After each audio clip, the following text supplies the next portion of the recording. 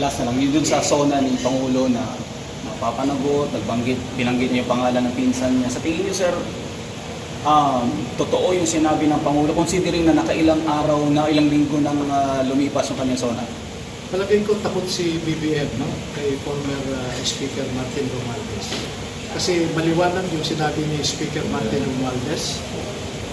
And I quote him, sabi niya, I will not be the scapegoat for someone else's corruption.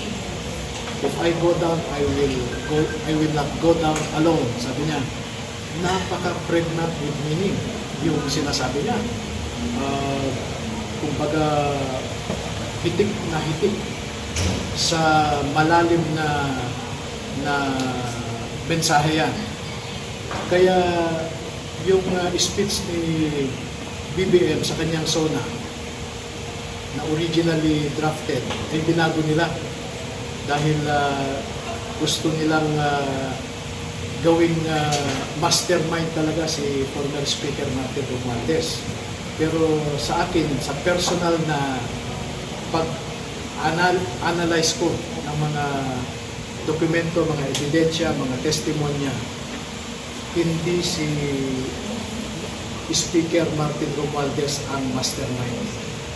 Maaaring isa siyang major player dahil yan ang nakita ng Office of the Ombudsman, pero palagay ko meron mas malaki sa kanya.